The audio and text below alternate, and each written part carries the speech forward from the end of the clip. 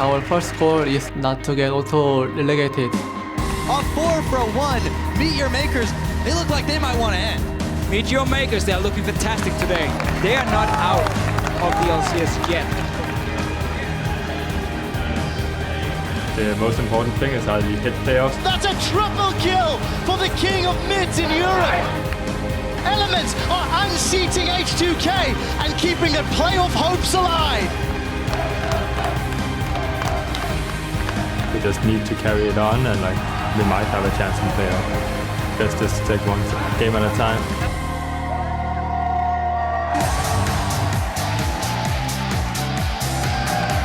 Welcome back to the European League of Legends Championship Series, broadcasting to you live from Berlin, Germany.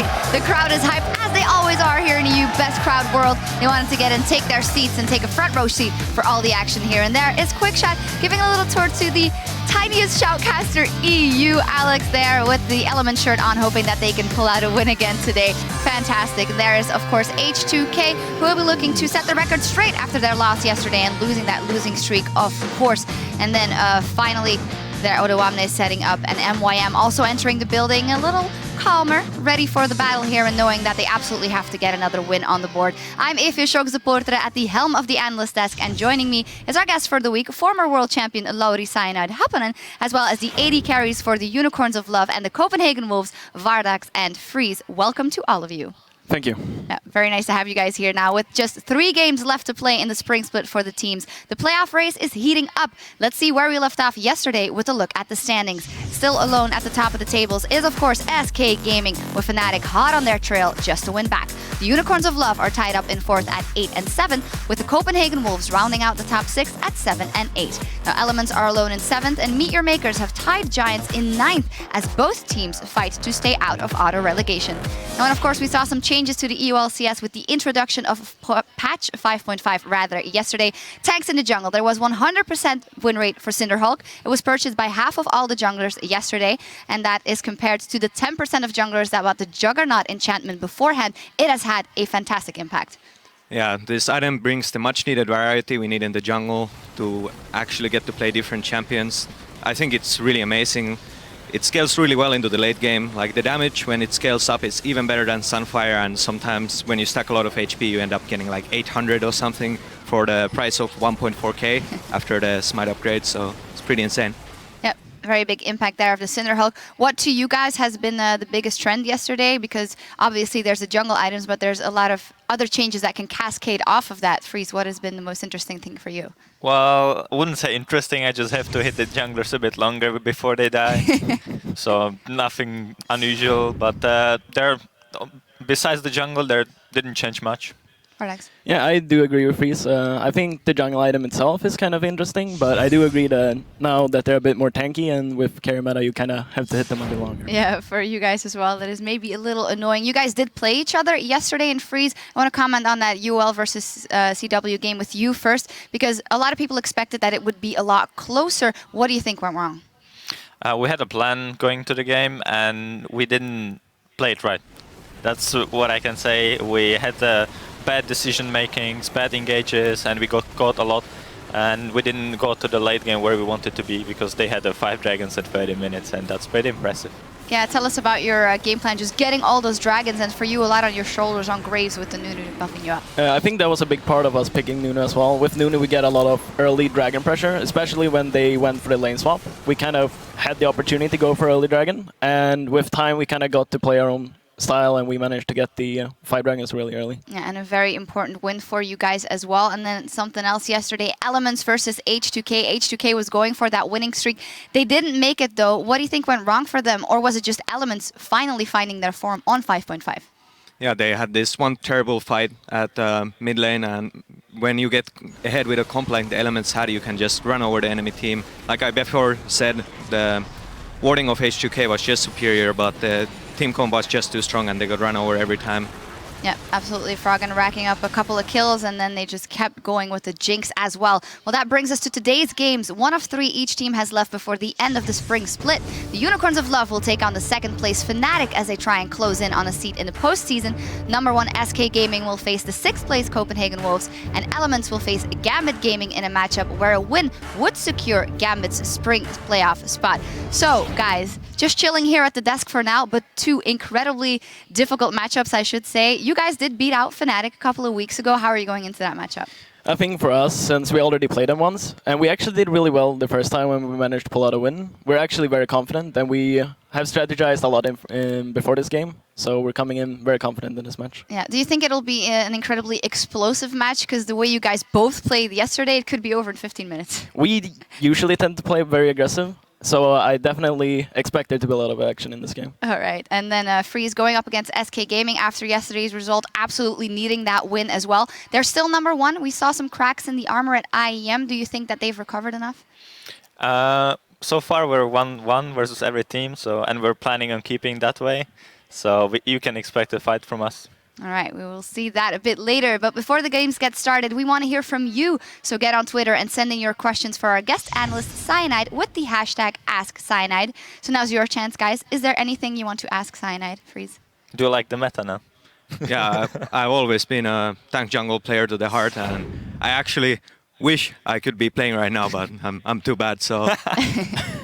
Fardax, anything? I actually don't have a good question in mind. No worries, that was a pretty solid answer. For the rest of you at home, be sure to tweet your answers at LOL Esports with the hashtag AskCyanide, and we'll put Cyanide in the hot seat later today. Oh. Now, until then, it is time to get into our very first matchup of the day between Meet Your Makers and H2K. Now, considering H2K's hard loss yesterday, now may be MYM's chance to pick up a win and climb above Giants in the standings. Let's start by taking a look at that lineup for MYM. Of course, in the top lane, JWoww, then Horo, Corey, Mr. Owls, Noxiac, and Yamato Cannon. They're tied for last place with Giants, 1-1 in the head-to-head. But yesterday, again, Noxiac was saying in the video, I will save MYM, but it seemed to be Horo once again that did really well for that team. Yeah, Horo was just going in with no fear all the time, and Gambit was just so out of coordination. Like, the teleports were coming in always way too late, and it was like Horo going on Betsy, and Betsy being half HP, and then it's like, okay, let's try to turn this around for some particular reason, but it always fell flat. Yeah, they got their lead and then closed out. Do you think it was more Gambit being not playing that well and MYM capitalizing, or did you see some glimmers of future hope? Yeah, I think MYM did what they had to do, like just going confidently in, but like I said before, the teleports were really, really awful from Gambit. Well, Vardags, you guys did lose to MYM as well also a couple of weeks ago. What do you think? Is this kind of the potential that you've seen in that team? I do think MYM lately has been playing really solid. So I wasn't actually surprised that they played so good against Gambit yesterday, and I actually expected them to do really well. And I actually expect them to do really well now towards the end of the split. All right, well, they have to overcome H2K in this one. Let's take a look at the lineup for H2K Gaming. Odoamne, Lulex, Ryu, Hjarnan, Kasing, and Prali. Their winning streak was broken versus Elements yesterday. They got the lead as usual, Cyanide, but actually it was one mistake that cost them the game. Yeah, this was the infamous mid-fight. It's going to come up in a second, but what happened here? All right, yeah, so here Kasing just goes on Reckless, which would be good, but Hjarnan is completely out of position here, and even his position is not the best. And Kog'Maw is just not doing anything this fight. Reckless manages to survive, and Froggen gets free room to do whatever he wants, just going in, even killing himself, feed for the win to get mana for the ulti and getting a triple kill. And like I said, against a comp like this, you can't get behind. No, indeed. And I did also feel like H2K was going more for comfort picks and 5.4 picks, and they were kind of, adapting to what was new. Freeze, what do you think? Is this just a bump in the road for H2K? A lot of people have said they might be the best team in Europe. Well, I would say they were the best team at 5.4, but we scripted them enormous amount of games, and they seem that they're off of the meta. They are unconfident playing the certain champions that are played right now. They don't know how to play versus them, and they're just seeming to be a bit off from the meta. A little bit lost. Well, they did crush MYM back in week 2 in under 30 minutes, and that was before the Mimer JWoww swap and before Noxiac coming in for MYM, so it'll be a super interesting lineup. It's time to send it over to the casters, but first we'll get some insight from MYM's Noxiac on the impact a single substitution can bring to an entire team. Kazing is a different kind of person as well, and he's like super vocal and calls so much, and it just brings a completely new atmosphere to the game, and you can see it in their results. Hello, ladies and gentlemen. I am Trevor Quickshow Henry. Alongside me on this journey through the end of the spring split is Martin de Fischer-Lunge, and we are just moments away from picks and bans to Meet Your Makers and H2K. And de Fischer, let's start by asking, what do MYM need to do to pull out a win here? I mean, if they have the same kind of setup like they did yesterday, basically do exactly the same they did against Gambit, punish their mistakes if they're uncoordinated, play around these team fights here, and have your two carries, Mr. Rales and Corey, and protect them, because they are the guys who can win games for you. We know Horo is fantastic in the jungle, but let Corey and Mr. Rales be on the damage dealers. Yeah, and it's great to hear from Noxiac there, just as we transitioned over talking about Kazing and what Kazing brought to H2K. You could put a pretty strong argument forward that Noxiac brought a similar level of punch to Meet Your Makers, because since he's joined the squad, MYM just seem to be hungrier and more aggressive and cohesive as a team. Again, it's what you sometimes see when there's a new player joining in. It just makes everyone kind of get a new view on the game or get some new motivation and really use it. And they obviously were stuck as a team, Meet Your Makers. Now, with Noxiac here, clearly practice has gone a lot better for them. We heard Vardax just say he thinks MYM can finish very strong in the end of this split. So certainly a lot more respect from the other teams around Meet Your Makers, and they deserve it now. They've started to pick up a few wins. They're tied with Giants, obviously, down in the bottom of the standings. And another win here would suddenly put them in number 9, which means they will no longer get auto-relegated down to the Challenger Series. Well, we'll have to find out if Meet Your Makers can actually pick up that win. We'll touch on the tiebreaker scenarios of Giants once we get into game and how important this matchup is. MYM out the gates, taking Thresh away from Kazing, champion he played yesterday despite the loss, and Zed away from Ryu. Normally they also ban Italy. The last few games, they banned Sichuan in Italy, even before 5.5, against Gambit at least they did it. This time around, switching up a little bit, Horo, he can play in Italy, but he's not been one of his main picks. So Olaf instead, which obviously works so well with the new Cinderhulk. You just stack an insane amount of HP, like Cinderhulk into Warmog's armor, and you are nearly unkillable on this Olaf. And we'll have to see if H2K can show that they've learned to adapt to 5.5. Probably, maybe not expecting that LeBlanc ban. He seemed to be a little caught by surprise. And with those two tank junglers banned, Rek'Sai available, Nidalee still available. We'll see what H2K decide to take off the table. Well, what they can do and what they tried to do yesterday was bait a Rek'Sai first pick against Elements.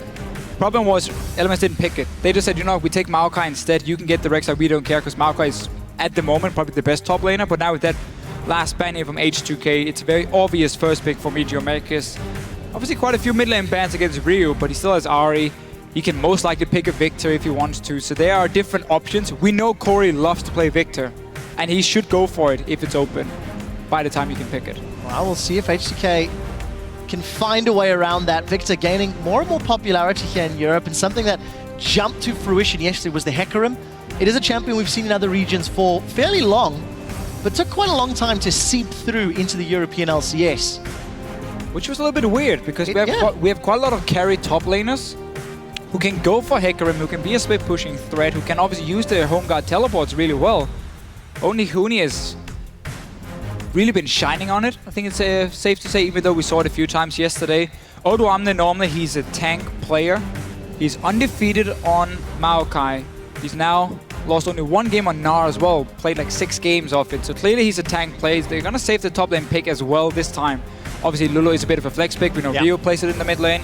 I would also assume Kazing can pick it. I also think it's really smart locking in that Cogmore, because both Mr. Riles and Hyanan played it yesterday. Mr. Riles obviously going 7-1-3. It was comboed with a Nami, but for H2K, the possibility of that Juggermore protect the AD carry, they've got the 2 key ingredients. They do. Nami or Janna then should come in. I like Nami the most if you want to play super aggressive with it, because obviously that slow on your auto attack will do a lot for you. Obviously Janna is the more safe option. You do see how Meet Your Makers is responding though. They're saying, okay, we know you're trying to build around a protect AD carry composition, so we take Victor, because we're not expecting too much hard engage or to, you know, dive in or backline dive from H2K's side. So if Victor gets to sit in the backline untouched, we've just seen multiple times how much damage he can do. And if there's one misplay from the enemy team, they get completely melted. If they go into a choke point, Victor will destroy them. So you can see from Meet Your Makers already here, their setup has a lot of AoE CC and a lot of burst damage from the Victor. Just a little bit scary to see that Gnar locked in. H2K, they failed to use it as effectively as he wanted to, and Gnar's really fallen by the wayside in recent weeks, but JWoww still wants to try that out. I don't really agree with picking Gnar here. I don't think you had to show your top lane. You could have gone for the support, you could have gone for the AD carry instead. Gnar, the reason he's fallen out of favor is especially after the last change to his ulti, where there's now longer cooldown before you can get Mega Gnar again, like as one of the examples, so it's a lot easier to play around it. And if you play Gnar into a kite composition, which is a protect the AD carry setup, which is what H2K is building here, it is very simple to just have vision down, spot the Gnar, say, oh, is his Mega Gnar coming? Back away, back away. As soon as Mega Gnar is gone, then you go for the engage, because suddenly he won't be able to do anything to your AD carry. So I feel like this Gnar has kind of been picked into one of the worst setups you can. This will simply require Medium Makers to have map control that cannot fall behind, because if you don't have proper vision, or if you don't have the vision control, you're never going to get that flank with the Gnar, with the Rek'Sai to start the fights. All right, we'll see if MYM can find those opportunities. Yeah. I mean, they can go Leona here if they want. Nunu went 2-0 yesterday. Both times building that Cinder Hulkin, really giving so much zoning control with the absolute zero. I'm interested to see how H2K round out their team composition, if they're going to give Lulu top to H2K there and go for another support for Kasing, or alternatively if H2K is going to stick to his tanks. We know he's played Sion in the past. Can have another beefy front line. That Nunu plus Sion could be scary. MYM do look like they've locked in their Jinx and Braum, so gonna have a very safe, very scaling team composition here from Meteor Makers. Yeah, I quite like the lane setup for them at least. If you do manage to land a stun, you put their traps down from Jinx after, and you can proc that stun very fast, especially in the late game. And obviously you're also here to jump in front of their AD carry, jump in front of Yarnan here, block a lot of his damage in the start of the fight, doing his W timing with this Braum. But Braum is normally picked as more of a disengaged support, not a hard engage. And if you look at Meteor Maker's setup here, they don't really have any clear way of starting a fight. It's gonna have to be like a tunnel flashed in from a Rek'Sai. It's gonna have to be like a Mega Gnar flashed in from a JWoww here. So as long as H2K have control of where Meteor Makers is on the map, they can keep kiting around these cooldowns very easily. We saw Elements do the same thing yesterday against H2K, and it worked wonders.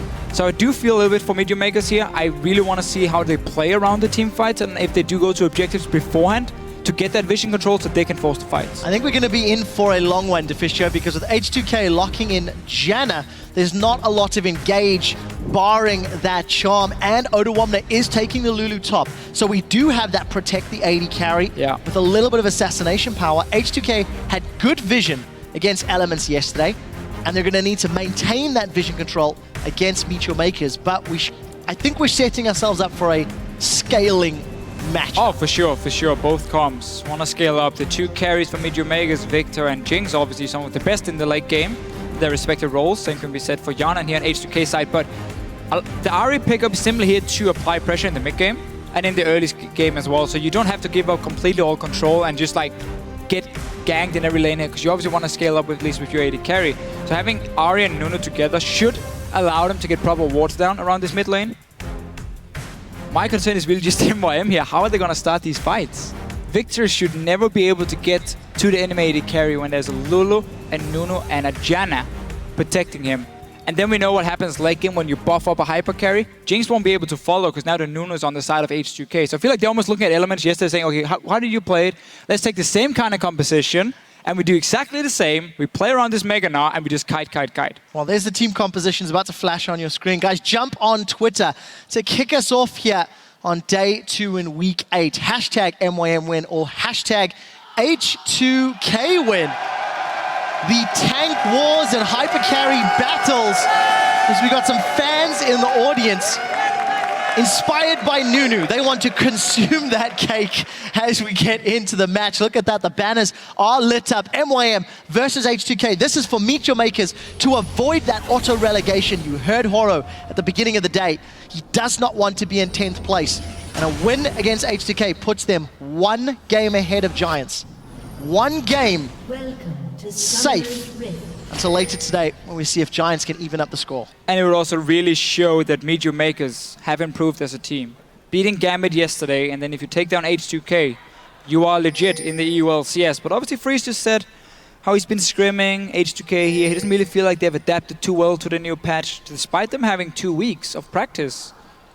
Let's see if they've learned something. They obviously, again, gone for this very safe protected AD carry composition, which is so annoying to play against for the other team. Well, the composition H2K put together, maybe with the exception of Nunu, was very effective in 5.4, with the addition of Nunu and Cinderhulk arguably even more effective for sure. on 5.5. So H2K, can they play? Can they use the comp effectively? Odoamne and Lulu, it's also not a traditional Odoamne champion. We tend to see him as one of the initiating powers on the squad, one of the frontliners. And that's not really what you want to be doing with Lulu. Hopefully not. So let's see how he handles himself. Yeah, really, Lulu in these protected AD carry comps doesn't really do a whole lot of damage, because you're always going to use your E on your AD carry, and it's just going to be you Diddler Lancing and auto-attacking as your main damage source, which is also why the Lich Bane comes in as one of the last few items very often. Obviously not early on. You want as much flat AP as possible. H2K want to stop the Crooks here from being started. Might have to face check onto Meteor Makers. They can now see nothing was done. No jungle start. Oh, not sure if they spotted if Horror could have been there, but at least standard lane matchup, no XP advantage for anyone. Yeah, and something we do have to touch on, something that actually Stress reminded us of coming into this matchup.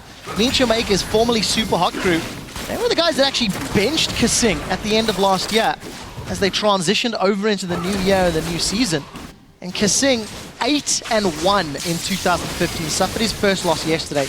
You have to feel there's going to be some personal pride on the line here for actually both of these supports who've had great showings. And a bit of extra knowledge for both Miteralis and Kasing here playing against each other. You learn a few tricks when you do a queue a lot with someone.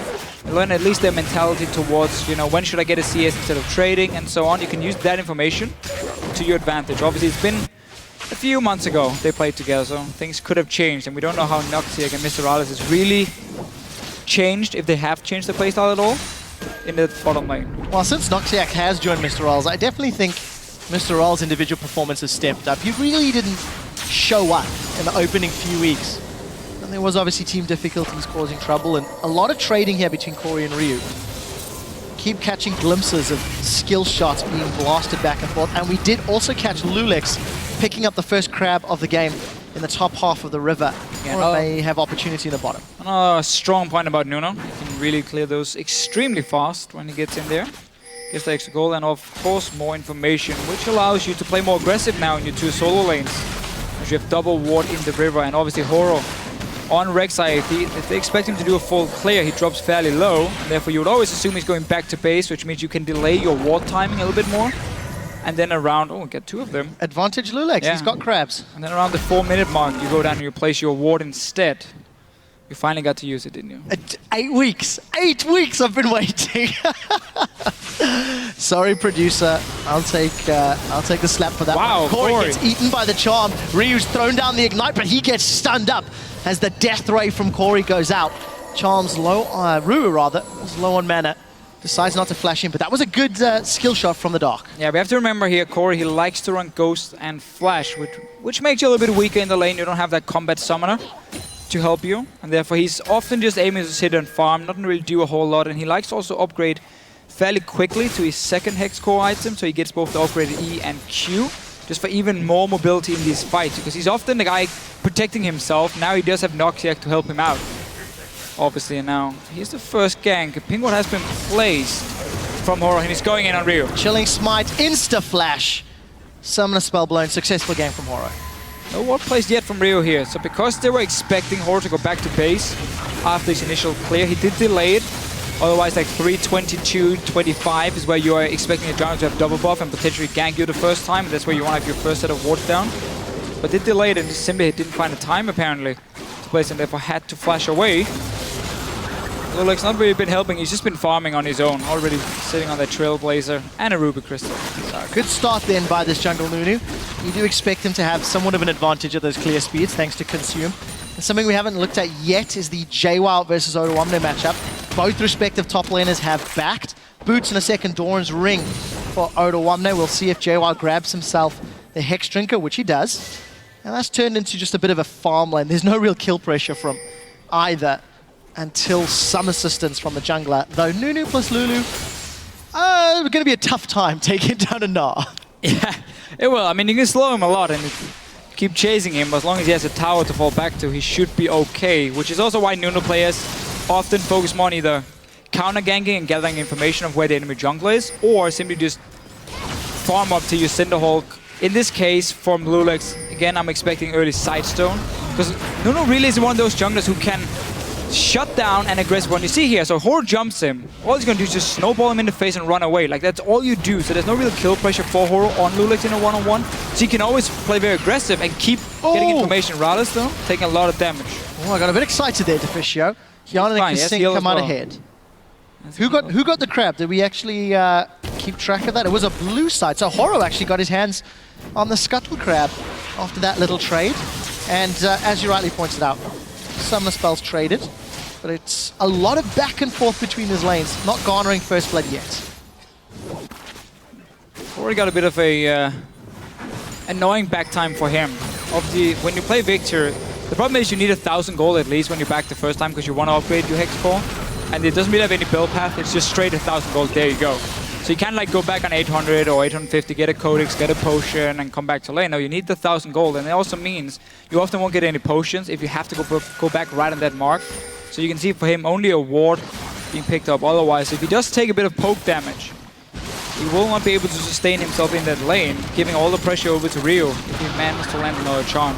But still, again, this Nuno, one of the reasons Nuno is so good in this patch is just he can control aggressive junglers so well. As we saw before, you just snowball the guy in the face and run away. You can walk into his jungle, you get an early Sidestone, you place a few deep wards, and you see this Rek'Sai every time. And if Rek'Sai doesn't make plays early on, he gets outscaled compared to a Nuno in the late game. There's a very big difference on the impact you have in fights, where Nuno buffing up a hyper carry obviously is a lot better than a Rek'Sai. Yeah, and we saw that happening yesterday several times, in fact.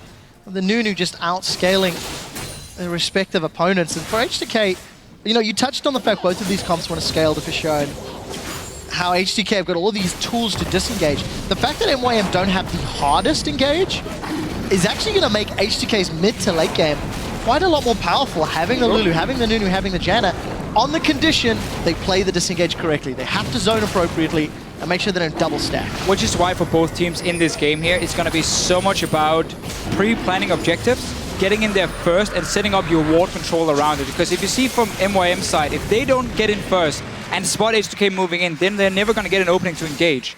At the same time for H2K, if they can't see where the enemy team is coming, there's always the risk of you getting flanked, suddenly your AD carry dies and your whole comp falls apart. And also you play this Ahri, which we know in the mid game, she wants to sit in these bushes here, assassinate people.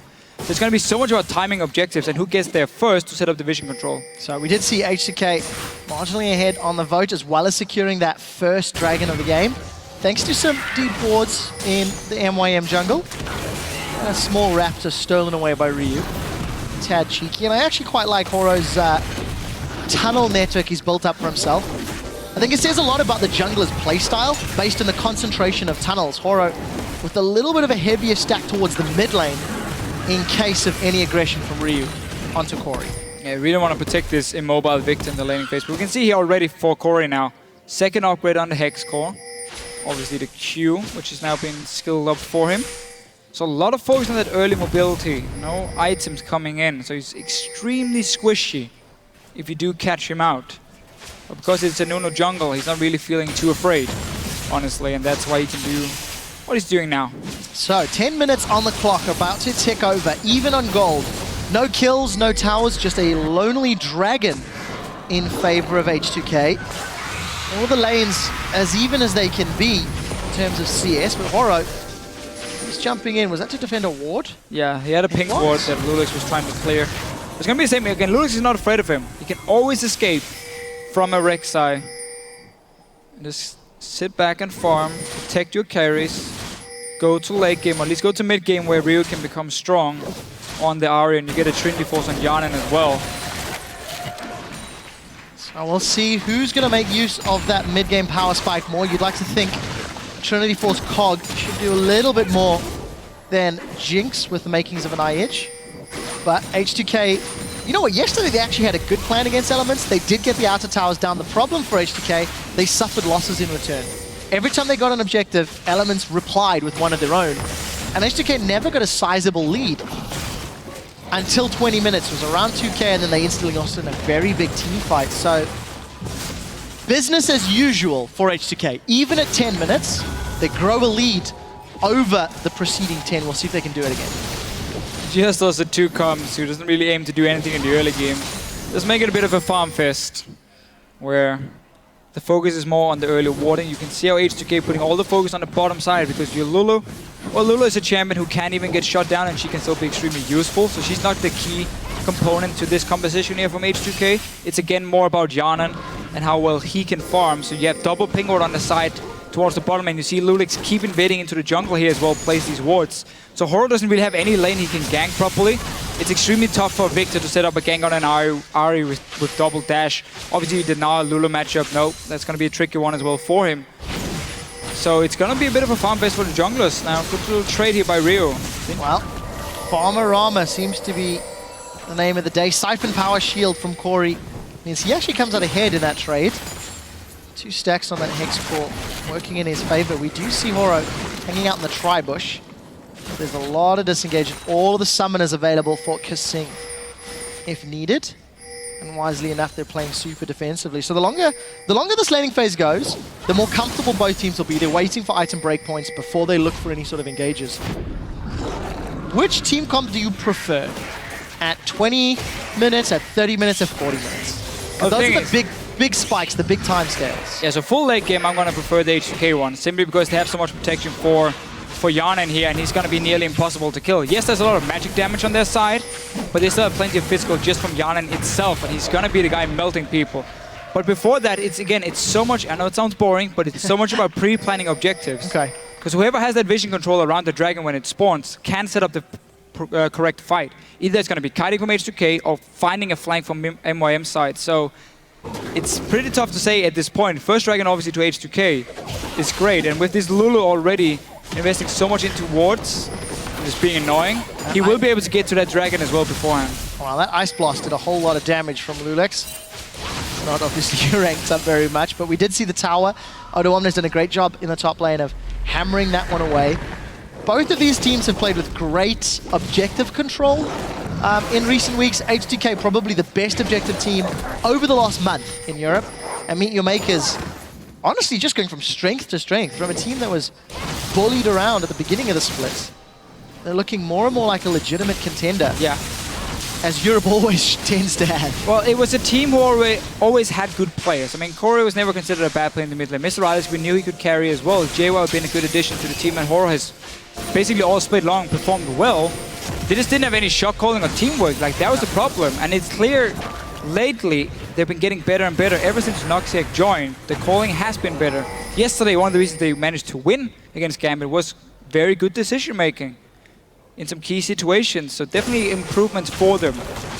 Question is just, is it enough and is it in time to save yourself? Because they most likely, I think we can almost guarantee they will drop down to relegation at least, but then they get a chance. Yeah, well, for MYM, they're currently tied 1-1 with Giants, and they're currently tied on the standings at 4-11. So for Meet Your Makers, as we've touched on, if they finish the same scoreline as Giants at the end of the split, it is a tiebreaker for automatic relegation in 10th position and a spot in the promotion tournament in 9th position. You heard Horo, he wants to avoid auto relegation. But for Meet Your Makers, if they pick up a win and build up that game buffer, the pressure is then all on Giants. Oh, Noxiac a bit alone here, trying to fight for the control around the dragons. Yeah, both teams have a few deep wards, obviously way deeper from H2K side, but there's one just around the blue buff of H2K placed from MYM. That's where they're going to try and set up that teleport flank but from JWoww. Yeah, again, he has to time the Meganar correctly for it. And obviously H2K doesn't really need to go in there and do it now because they're getting pressure on the mid tower. They have obviously the top tower being poked down a lot as well. So you don't have to start the dragon on H2K side. You can wait longer, go in for a second round, clear the few wards from MYM, and then once you have full control, you can set it up. Well, 15 minutes has just passed official. Let's touch on some item points. Spectre's Carl Hex Drinker picked up for JWoww versus the Morella Nomicon. We see Bommy Cinder, Trailblazer for Lulix is getting his way towards Cinderholt, whereas Horo has completed that Warrior enchantment. Makings of Abyssal for Corey versus Morella Nomicon. So these big spikes are starting to work up. Noxiac does have some support from Horo. Prey Seeker's being thrown out, but I think the numbers advantages with H2K. This is going to be an uncontested dragon from the looks of things. So that is number 2. And H2K maintain control of the dragon pits. Whoever pre-plans the objectives the best is gonna win this game. 2 now for H2K. Not looking good for MYM. Not really been looking to do a whole lot either. And as we have said so many times, Nuno can control a Rek'Sai really well. That's basically what happened. No real lane for him to gank. Couldn't invade into the jungle either because they haven't been winning any of the lanes, which is still one of the problems about their composition. Didn't really have any directly winning matchups. We know top tower is really low for MYM. Can be pushed down by Odoamne and Lulex if he decides to join. Same can honestly be said for every lane at this point. We know H2K likes to do it around the mid game. That's where they start going for auto turrets. Take the top lane first, then you swap down to the bottom lane, you clear that one, then you swiftly move around the map and get a few towers. So I just took a look at the hit points. Top lane, MYM's towers down to 400 hit points. Mid lane, down to around 500 hit points, and bottom lane around 2,000. So Mr. Rolls and Noxiac have done a better job at fending off the aggression with that Jinx plus Braum combo. Ryu is going to dash in Spirit Rush, flash away from Corey. There's still a Ghost available if Corey needs some sort of support. And Ryu, unable to do anything with that third charge. So still no kill on the board as we're approaching 17 minutes. This was one of the concerns, I guess, about the new patch with the tank junglers and the very late game setups. Obviously, it wasn't a problem yesterday at all. There was so much action going on. It seemed just two teams picking more for this late game. No kill pressure in the lanes, and yeah, again, it's why you have that farm fest. That's what both of these team compositions want to do. We expected this in picks and bans. It's shining through numbers, even in top, even jungle. 15 difference in the mid lane and even AD carry. Truthfully, there's not a whole lot to write home about. Void Rush farm alarm from Horo. Just mention how H2K can just put Lulex in the top lane and fast push down the tower. Horo's gonna go there to try and defend. It's just a few hits though, and they can keep doing this over and over and simply force Horo to sit on the top side of the map, wait for that dragon to respawn before they reposition. Obviously no real threat in any of the other lanes. I mean, now Noxiac Kissing will hit him at least. About as action-packed as it's going to get right there. But Horde though, he's coming in now. Ryu has to jump away. Both teleports. Teleports from both top laners cancelled, in fact. Now JWoww eats a charm. Ryu's gone back in, but he's forced to flash away. That's a flash from Gnar as he gnaws Ryu and Kissing into the wall. Ryu looking like he's going down. 300 hit points as he gets the blood boil to try to run away. Absolute zero. Channel to slow everybody in place, and Ryu is still alive at 18.5 minutes. We have no kills on the board. They were so close here. Both top laners teleport, and then Odon, he cancelled because you get that top tower. He's pushing for the tier 2 as well here. Small miscommunication at first, but H2K, they got out alive here. And Lulex managed to show us his swag moves under the tower. Got themselves that first objective and a good few hundred hit points onto that inner turret in the top lane. We're about to hit 20 minutes on the clock into Officio. Trinity Force completed, plus a needlessly large rod Odoamne. H2K have the item advantage. And exactly like yesterday, as soon as Yana gets that Trinity Force, or at least the Sheen, he starts moving around. He doesn't care about getting the bot lane tower. No, he wants the easy ones. Obviously, mid lane have been poked down. The top lane have been poked down earlier. So 2 quick towers. And instantly, H2K is in the lead. Dragon in a few minutes. That's obviously going to be the next objective. And then they go for the bottom lane after. It's very textbook from them. And the concern is simply that MYM doesn't really seem to have any way of responding. They just used the teleport. It was a good ulti from JWoww. Or you just saw the power of the disengage of a Janna, of a Nunu. Yeah. Even an Ari jumping around. How tough it is to take down a target.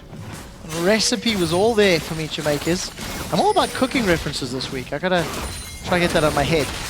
But we're about to hit 20 minutes, 2,000 gold lead for H2K. We broke down the numbers, we broke down the stats, and as a team, H2K are usually, in fact, 2,500 gold ahead at this point. So marginally behind their average. But they've also been held at arm's length. I think MYM have, gone even. Sure. Kept them on hand. But the Dragon advantage and the Tower advantage, obviously, for H2K. And that's going to be the thing, though, for MYM here. Going later into the game, they do have a composition that scales really well. You got double tank, you got Victor, you got Jinx, so that's great. And you have a lot of burst damage from Victor and Jinx Rocket together. So if there is a misposition from H2K, then some of them will die and they can still lose the fights. It's not like guaranteed you're going to win late game with the protected AD carry comp. You really have to play it well, and so much is going to rely on Yana here and how he can play around it, because he's going to be the focus. We know a Victor late game can mill people. Well, Well, it's a Trinity Force, talk yeah. about Hyun, and then look at the poke he's already done to Mr. Rolls. Lulex finds himself running into Noxiac and Horo in the jungle. H2K grouping up. There is an outer turret remaining. H2K do not approve, do not like that, and seem to be sending some resources to set the target in their sights. And not only are they looking for the bot lane, they're also again looking for control around the dragon. They get it already just by keep playing the ward in this tri-bush. Now the next one is going to be this pink ward around the red buff of H2K. So if you just group together a few members, you should be able to clear that one out like they're doing now. If Rio would hit it. There we go. And they're going for Corey. I think we're about to find out for first blood. Will it be Corey? Chaos Storm goes down. Ryu forced to get the wild growth, and it's the absolute 0 that gets the 1 on the board. Lulex then finds Koro in the jungle, and Ryu gets all of those shields still alive. Is JWoww forced away? Horo's flashed in for this one. They've got one back. That's a massive Glacial Fissure as H2K get knocked in the air. Noxiac and JWoww in full retreat, but the Mega Gnar is about to pop. Playing closer and closer as Mr. Rolls joins the fight. They end up trading 1-for-1. It was Lulex that got first blood at 21.5 minutes. And that was the latest first blood, all split long. We had to wait 21 minutes. But Corey did go down, did a lot of damage in return. Ryu was a 1-for-1 trade at least. Odomna has teleport ready if he goes back to base. He should be able to come down and stop this dragon, but it looks like H2K come back to the lanes instead and will give this one over to Meteor Makers despite having that teleport advantage after the fight. So first dragon locked in rather. Well played by Meteor Makers. Official. That was an important one for them. Yep, highlighted it. 6% as they scale. And Symbiotes are just denying that potential 5th one now for H2K. Do still think H2K could have stopped it. No real reason to give that one up for free in this case. Obviously, Kising getting himself a Soul Stealer when there's only been 2 kills in the game. It's going to take a while to stack it. On the bright side. But hey, he's not going to die either. On the bright side, a bit of commitment maybe to the aggressive plays. He did just pick it up 20 seconds ago. Nothing else really surprising itemization-wise. I think a lot of praise to Odomna. Got that death cap completed plus the Lucidity boots. Lulex getting beefier and beefier as Noxiac. They're going to Righteous Glory. Does get caught out by that charm, but H2K unable to find anything else. And really, it's just an arms race between Meteor Makers and H2K. It's all about killing these poor wards here. Every time, so many of them are just dying left and right. Noxiac doing his best to defend it. Trust the ex-support main to be depressed by that statement. Yeah. I mean, you get a special bond to these wards here. At least back in Season 3, it was the way you felt relevant in your team. Like, look guys, I'm warding, it's fine, I'm here. And then you died. Every time. The Eye of Sauron oracles must have been the bane of your existence. It was. I wonder how many of our viewers remember those times. Back when supports only got a Sidestone and an Oracle and they were basically done. And they just ran around clearing wards, putting down wards You every wouldn't time. get involved. Oh, that was a little close. Wouldn't get involved in a team fight at the risk of losing your oracles. Oh.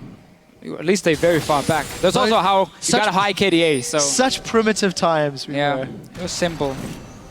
Simple times. And Sona was played as one of the best supports. How times have changed.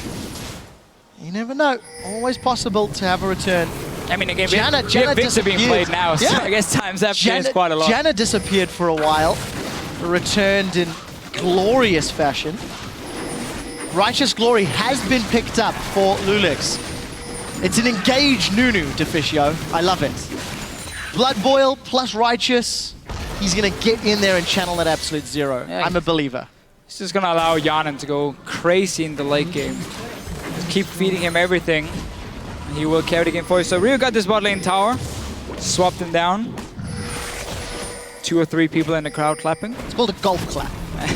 Great. We got that tower. But it's H2K standard. It's what they need. It's what they have to do. I mean, they're doing everything they should do right here. Okay, except for giving up that one last dragon, but they got their 3 outer turrets. They got all the farm they need on the 80 carry, 255 CS.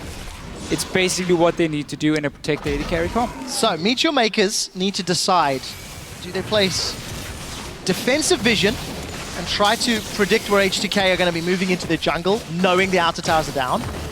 Do they place focus on Baron? Do they place focus on Dragon? Or do MYM opt to go for the outer towers themselves? Because truthfully, Meteor Makers have not made a concerted effort to get H2K's towers down. There's a lot of options for both of these teams available. Yeah. And I want to see where they prioritize their time. The worst thing for them now is when you lose your outer turret yourself, suddenly you don't really have any way you can retreat easily. And we're against a Blood Boil, AD carry, and a Righteous Glory Nunu, you are gonna get chased and you're gonna get run down basically if you take a bad fight. So it means you have to move your wards even further up and into the entrance of the enemy jungle to properly see if they're coming from a flank. And MYM is not gonna get in that position because they simply haven't had the control. They have one ward now around the mid lane, meaning they don't really have anywhere they can go. And we can see how H2K is simply deciding with this group as 4 guys here, keep pushing it down, get a mid tower.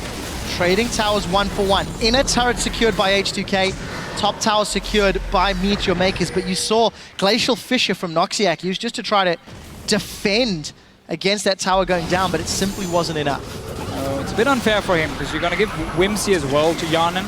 So he's insanely fast when he's moving around, and the Braum is not going to be able to hit him.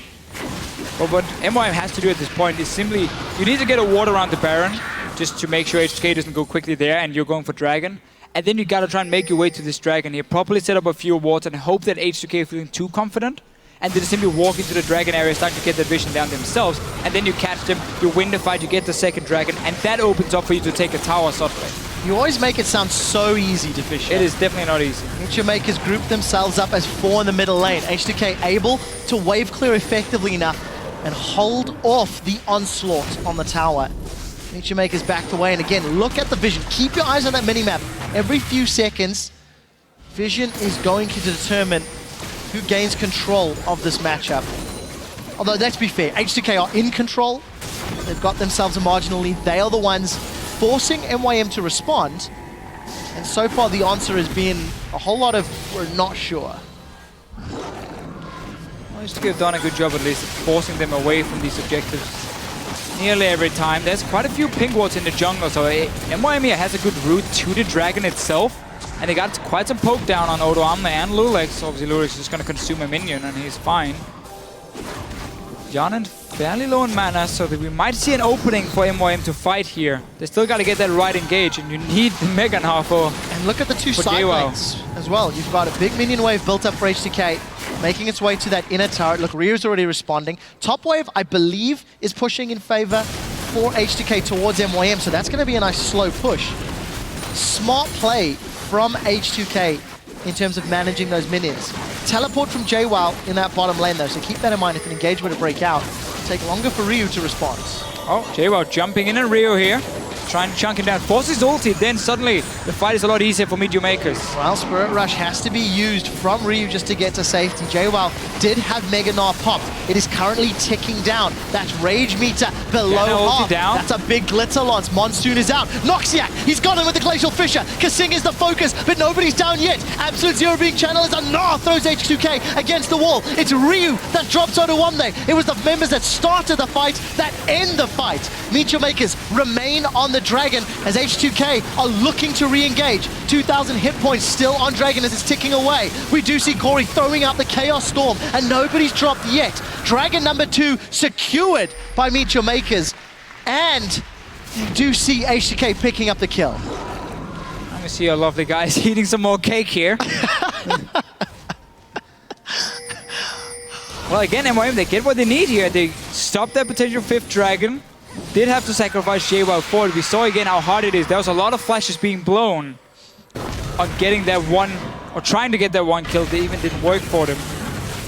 And H2K have to now reset the whole game. So all these minions being built up in the top wave is going to be collected now by Meteor Makers. So that was a very important play for them again. Because they would have been terrible. Had H2K stayed in that mid lane, these minions on the top side would have done a lot of work on that tower on their own.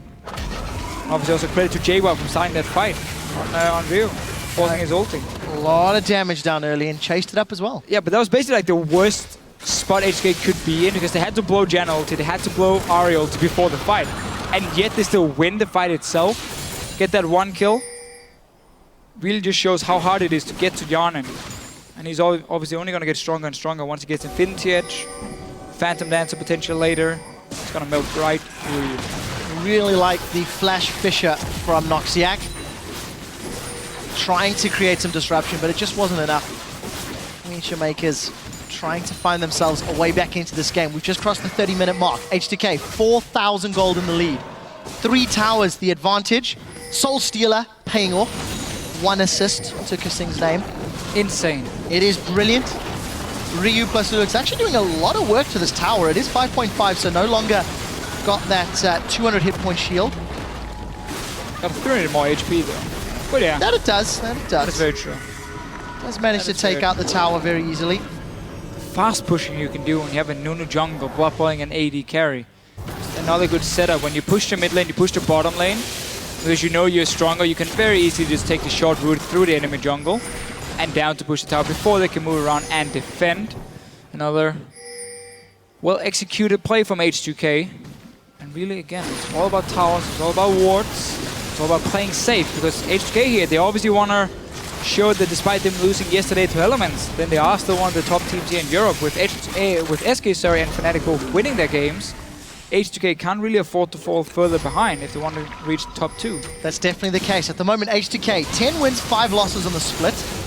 They are setting themselves up for a potential tie-breaker matchup with Fnatic. H2K are 0-1 against Fnatic, but they're 1 game behind. So if you assume the records are similar and H2K beat Fnatic, you could have a tiebreaker for that second seed, that second automatic berth into the semi-finals.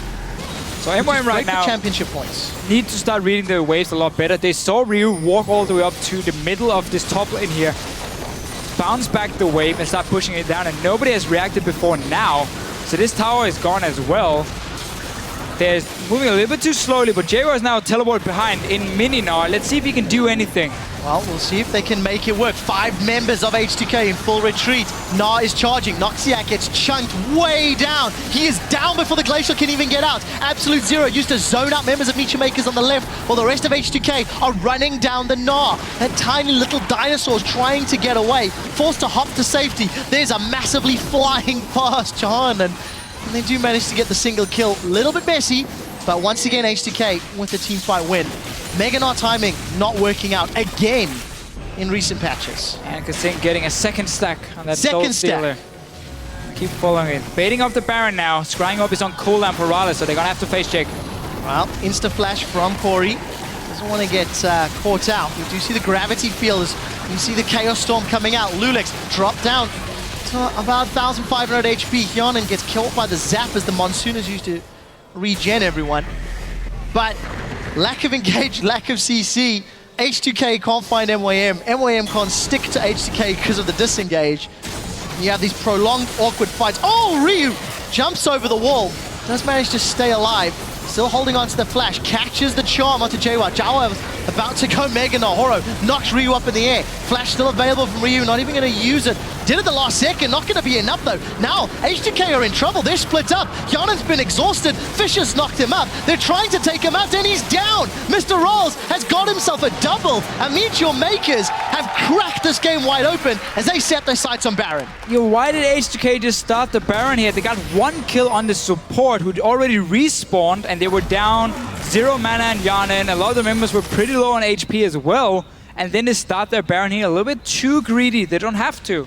Don't worry, you got a fantastic late game already. Let's see it again. Ryu jumping in his own, realizing there's already 4 guys. We see Noxiac has already rejoined his team. And everyone from H2K already taking quite a lot of damage of being very low on mana. So this gave an opening, at least for MYM, to get a few kills. Not sure they got any objective. They didn't get the Baron, and Dragon hadn't spawned yet either. So you might see another fight for that one. But there's a lot of summoners as well blown from H2K, giving MYM an opening they shouldn't be able to get. You know, just one of the weaknesses of H2K's comp. If they're not there to stack and layer all of that disengage, they need to protect Hyonin.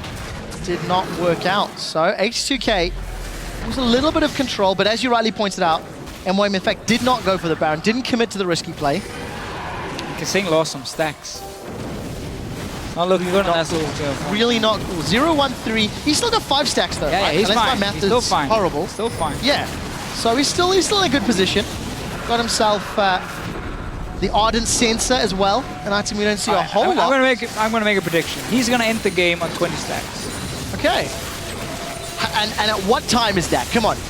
When the game's over. You hung out. No. Come on. You hung out with the Prophet himself. Crumbs would expect a bigger effort from you.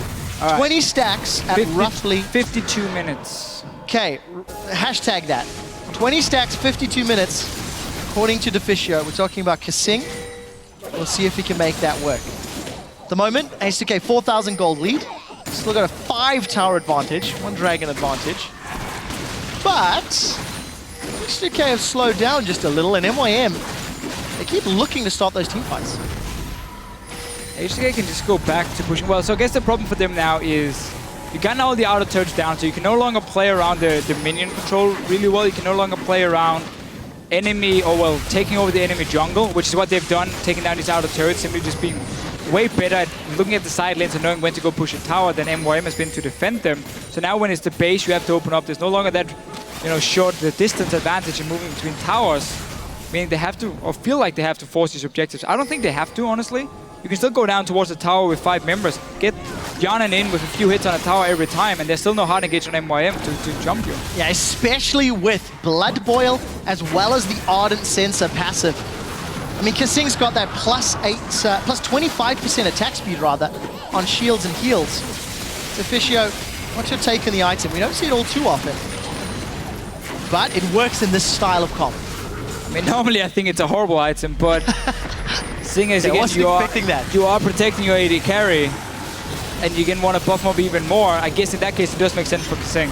Well, Oro's in trouble, does manage to get the face of the mountain shield. Glacial Fissure used to defend him. There's the Spur Rush from Ryu. They run him down. MYM unable to protect their jungler, as their team comp is simply not built to do the same thing. H2K, 1 man to the good, setting up in the Death Bush. These Meet Your Makers wondering, pondering, dreaming. Is there a Baron? Noxiac dashes over to the teammate. Remember, no Fissure available. Mega Nado is about to pop in. H2K peel away and back away. Kasing got another stack on his Soul Stealer. And we'll see if he can hit that. 20 and 52. 14 more to go, yeah. 20 and 52, that was the prediction. H2K backstarting this Baron here. They really don't have to keep forcing bot. Whoa! If they get a kill for it. In this case, it works out. Now they're just going to get it as well. So all they were doing here was just simply waiting, baiting MYM to come in and trying to stop it, and then they would pick up a kill. I get worried the game might not go to 52 minutes. Well, H2K gonna secure Baron, 38-15. 1 more stack for Kasing, 0-1-5. Getting slowly closer and closer. With Baron and the ability to just shred towers with Hyanen's Cogmore, H2K surely have to start setting up the siege. They're sitting on a lot of unspent gold. If you actually take a look at it, 2,500 for Ryu, 2,000 for Hyanen. Ryu's actually once again Spirit rushed in. Tower is being melted down to half. Mr. Rolls dropped in HP, and it looks like they've got the objective. And see what Ryu's doing here. He's just jumping in to get all the focus on him, allowing Yanan to just hit the tower. Yanan didn't hit anyone else. Just go straight for tower here, buff him up anyway. You got that insane OP Ardent Sensor to give him even more attack speed, and then he just destroys the tower. So Ryu just buying a bit of time, being a good teammate here, drawing all the focus as well. So that was a very quick tower. No kills though. Do you see the strategy? Throw the Orb of Deception to run to the farm wave quicker. And this is some gorgeous farm. Oh, can he defend the tower? I don't know, that's low. Couple more hits. Hey! Ah, it's alive. 16 hit points.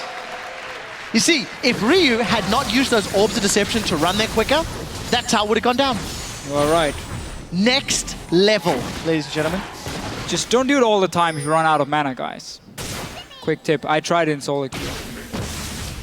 I love solo queue stories with Deficio. That's some of my favorite. Got to play some pretty cool games. People are very nice when I'm playing with them, so I like that. Unless I'm playing with Panky. And it all goes wrong. Well, we'll expand on that later. 40 minutes. H2K continue to grow their lead, continue to maintain control of the game. Massive items picked up. JWoww got that Frozen Mallet, Void Staff, the makings of what I expect to be an Hourglass from Corey from that Need to See Large Rod, and Last Whisper was picked up. Corey is down 6 stacks on Kasing's Magi's. We are tracking this 12 minutes to get the remaining 12 and see if we can make Deficio mini profits. I'm not a big believer though, as Odoamne is pushing top, the rest of H2K are pushing bottom, and Supers are doing the work in the middle. I'm not believing either. After they got that Baron, that was really the opening for them to just start pushing down on the tower here. So H2K really just been playing it well. They've been doing everything they should do, not taking any chances except for maybe starting that one of those Barons. And that's been the only one. The rest they managed to secure properly. Deficio, something is starting to sink in for Meet Your Makers and the players. If they lose this game, they are 100% out of playoff contention. For Meet Your Makers to even stand a chance, they need to magically find a way to pull this back, but it's not looking likely. Kionan is tearing Meet Your Makers apart. The base is destroyed, and it's looking like Meet Your Makers are done. There's really no way of getting to Yana. Still no flash here, I guess, for JWoww. Horror can go in, and they're going in for him now. Well, let's take a look. Glacial Fissure thrown down to split across the team. Absolute Zero channeled and does Absolutely Zero. Ryu does find Horo on the back line, but they've traded jungler for jungler. Yana's Next down. victim, Yanan's down. Meet Your Makers managed to hold off, defending against 5 of H2K. But with multiple waves of super minions, this is going to be another crack defense if they want to survive this game. It really is a matter of time before H2K group up and use those super minions to their advantage, especially with Dragon number 4 about to be secured. Yeah, the thing is there's no locket on the side of H2K. Not a whole lot of MR protection, at least for Yanan, to stop all the damage from Corey. That's obviously where you would normally gone for the locket instead of Ardent Sensor. You could have gone for the kills as well, in case Yanan should get stunned at any point. But let's see what happens. Noxic jumps in first, ults towards Kasing and Lulix, which is the two supports. So not the best ulti from him. And obviously the flash onto Yanan. He stays alive at first, but now look at the damage coming in from Corey once he finally gets to him. The ulti's there on all 4 members. That was beautiful. And then just a Q auto attack to secure the kill. Luckily, Kasing stayed alive and saved the stacks. 7 assists for Kasing, 9 stacks and 10 minutes to find 11 more. Unless he kill steals. That's what we need. Unless he kill steals. I mean, you do get, how much is it? 25 AP or 40 AP on the Ardent Sensor, so you can double your kills to a little bit more effective. He's got that Ignite as well. We'll see if it works out. H2K on the verge of keeping a top 2 position alive. Meet Your Makers on the verge of being knocked out of playoff contention entirely. It is what was expected, let's also be fair. Yeah, I don't think they were expecting to reach playoffs. Correct. They made it very clear it's about Europe, surviving now. Stranger things have happened. True. So Super Minions barreling into the base, double from each of the respective lanes. H2K got 3, 4 auto attacks onto the Nexus turret. It's down to a third of the hit points. Noxiac, he was the man that jumped onto Kionan last time with an early exhaust. Not available yet for the team. And H2K actually not 100% committing to this Nexus turret, respecting the engage from Meet Your Makers. Meganar's about to time out though, as we see Corey, he's timed out as he just gets destroyed. Noxiac is the focus of a few auto attacks. JWoww not going to be able to transform for a while. Mr. Rolls gets jumped on by Ryu as the turret lasers are doing the best they can to defend.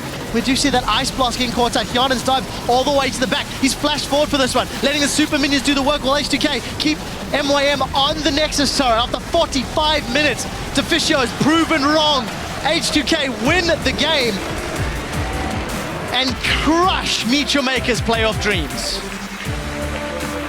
Fairly simple game, honestly, here for H2K. We talked about how MYM didn't really have any clear way of engaging on H2K at any given time, and only once H2K was standing at the Baron, we saw an opening for Meet Your Makers. Otherwise, all about farming up, all about the objectives, towers, the dragons, and of course the vision control. That was basically the name of the game. Well played from H2K. Much safer, much cleaner matchup than yesterday's game against Elements. Playing to the strengths of their team composition. And you know, it is also good to see some big smiles on the side of Meet Your Makers. Despite the loss, they can still avoid that automatic relegation. Just by beating Gambit yesterday, that was all they needed, because now you look at the way Giants have been playing lately as well, a bit the same as MYM. You're not expecting them to take down the top teams, and suddenly we might have that tiebreaker at the end of the split. I know Meet Your Makers is going to have to face Rocket next week, which is also going to be one of those matches down the bottom here, trying to avoid relegation and everything. Very, very tough matchup indeed. So H2K Gaming, 1-1 on the week. Their incredible winning streak was broken yesterday. Yeah, it would have been 10 wins now. It would have been. It would have broken the all-time record. Fnatic still maintain the 9-game streak that was set in 2013. Spring split. 2013. Long That's time how long ago. it goes. A long time ago. Many have tried. Many have met 8, in fact. Yeah, a lot of European teams for have some hit reason, 8. whenever you're on 8, you just lose. Yep. No matter what happens. Can't pass You it. will lose, and that's how it is. Gambit did it, H2K, SK Gaming. A lot of teams this year has been close. I think Alliance did it last year as well in summer. Yeah, So. same deal. All right, let's quickly take a look at the standings in Europe after that matchup, because as we have said, Meteor Makers are now out of playoff contention. They are the first of the bottom 6 teams, we can say that absolutely certainly. If Elements win later today versus Gambit, MYM are in a relegation one way or the other. So that will be in the promotion tournament or obviously that automatic relegation, depending on how things pan out with Giants. So, you know, we heard at the beginning of the day, Horror saying, we don't want to be automatically relegated. Yeah. And they seem to be playing better. That was a fairly cohesive MYM. It just wasn't enough to get over H2K. And it's always hard to judge when you watch the Challenger Series. What's the level there between some of the teams? How will they stack up against MYM in this situation here from the LCS? So obviously, even though you had problems, even though you have been one of the worst teams in the league, it's not over once you go to relegation. We have seen time and time again the EU LCS team re-qualify. I remember Copenhagen was last year, ended up as number 8, last spot in the league, and then 3-0'd H2K to get back in the LCS, and it was very one-sided game, so it's definitely not over for Meteor Makers. It's interesting, right?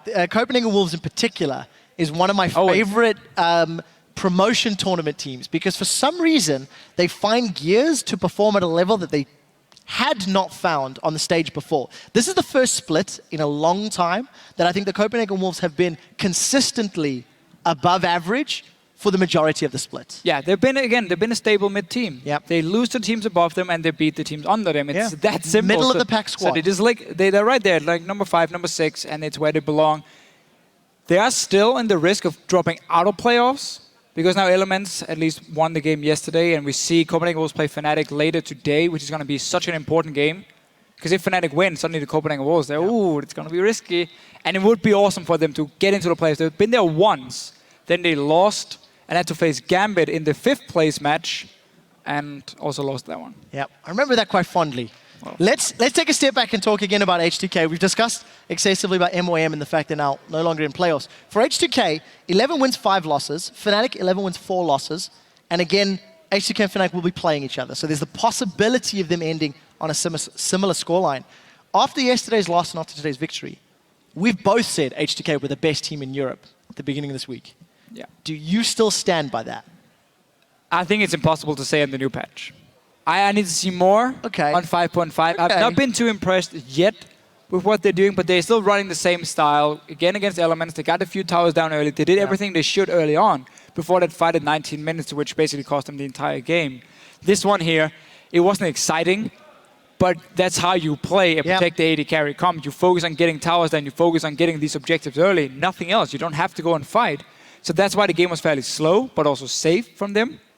And it just means slowly, and now at least, it means they're going to have a week more adapting to 5.5, and then they can come back and look fantastic again like they did before, because that's the fastest average win time. Yep. On the 36 minutes across 5. all of the 4, games 5.3. leading up to yesterday. So this doesn't include yesterday's games, but leading up to yesterday, 36 minutes, the lowest average time in the league. So leading up to this week, they were the best team. Now, on new patch, we're going to have to see more. Yeah, we'll have to find out if H2K can continue that strong performance. And for a closer look at that win, we're going to send it over to Shocks at the analyst desk.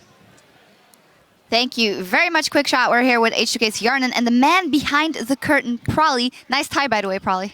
Thank you very much. I chose it myself. Yep, I know. I was there when you actually stole the tie. No, that's not true. We gave it to you. Yeah, it's not stealing because I'll give it back. No. Well, looking great anyway, and congratulations on that win. Talk me through the adaptations coming in after yesterday versus that Elements game that just went array due to basically one bad fight. So the changes that we made was mostly the jungle change and kind of how we approached the game. Because initially we really liked dragon fights and us initiating them. And we realized the way people are picking is like Annie and stuff like that, and like Leona aren't being picked as much. So people are going for more like disengaged comps, which is like really aggravating to play against. So when we saw their picks, we realized like, okay, they really lack engaged, kind of like we did yesterday. So we, instead of us picking more engaged to kind of catch them, we're like, well, let's just make it so this guy never dies and then he gets farm and stuff. Mm-hmm. So your plan was just to never fight basically until Kog'Maw is really strong and just go for the late game when it's impossible for you to lose. Well, it's not never fight, but it's like when fights start well, we can continue them. But like I think the one at like Dragon, we actually started losing a bit, so that's where our comp prospers, because it's like, oh, the fight wasn't going well, let's run. But if the fight started going, well, it's like, okay, we can actually stay in this because we actually had good chase and stuff. But it was mostly like when things go bad, we have a good escape button. Yeah. And I'm getting on to you guys why you are so good, and I think it's because of the vision. Like you guys were like no other team in Europe. It's just insane to see how much vision you have at all times. Like, what's your role with that, or you just tell your players to get wards, get side stones, or they do it by themselves? Yeah, that's my coaching. Guys buy wards. No, I mean it is really all Kasing and Lulex mostly. They do a lot of work with that. The kind of influence I have with that is a lot of times there's only one way to get vision, and that's either by like grouping or by sending like the jungler support duo to do it together. Because a lot of teams will have someone who knows how to ward, like the support, but the jungler doesn't know how. So now the support can't go out and work because he doesn't have a buddy. So I basically am like, all right, you can get vision here, and they're like, yeah, I can get vision here. I'm like, then go together. Like, so I kind of push them to play together more often, I guess. Yeah, and in this game, it was also essential for you guys to stay together, because if you didn't, that was actually the one time that you ended up losing a fight around Baron, I believe it was. And Hjarnan, you are, of course, an essential component in that comp. How was it playing for you? Because you have all that protection, but it almost feels counter-natural, I can presume, to run in like a Kog'Maw and run so far forward. Yeah, but with the Lulu speed, and they didn't have a lot of gap closer, so it's pretty easy to just...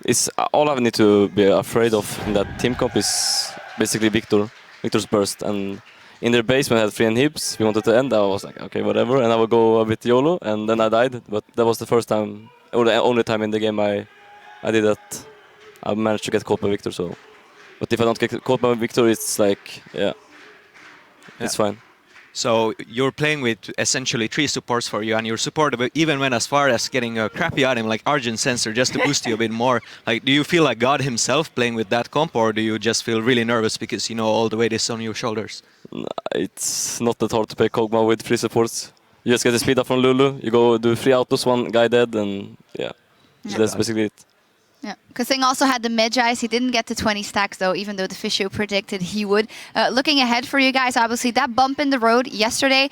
Next week you guys are playing Fnatic as well, and it'll be very important in the battle for 2nd place, because you have to win versus them to at least tie the record. So how are you looking forward to the next week, and then playoffs after that probably? Hopefully next week we'll get to do a lot of like theory crafting and actually try to bring up something kind of innovative, because if you saw like this week, I think a lot of teams are kind of like shooting in the dark to find out what's good. So in this next week, we're going to try really hard to figure out what's actually OP and what's just like, flavor of the week. And hopefully by next week, we'll figure it out either faster, or we'll just figure out something that no one else has yet. That'll be super exciting to see. Thank you guys very much, and congratulations, H2K. Now, coming up in just a few minutes is a clash between Fnatic and the Unicorns of Love. The Unicorns of Love need every win they can get if they want to lock down a playoff spot. So stick around and see what happens. Yeah, it's good. But your audio so is low. absolutely terrible. On the right. Better now. On the right. I had it. You guys can't hear me, or Oh my God! We can. I said yes. Still alive is J1 forced away. Horus flashed in for this one. They've got one back. That's a massive Glacial Fissure as H2K get knocked in the air. He's got him with the Glacial Fissure. Kasing is the focus, but nobody's down yet. Absolute Zero being channeled as a North throws H2K. Mr. Arls gets jumped on by Ryu as the turret lasers are doing the best they can to defend. We do see that Ice Blast getting caught out. Hjarnan's dive all the way to the back. H2K win the game and crush Meet Your Maker's playoff dreams.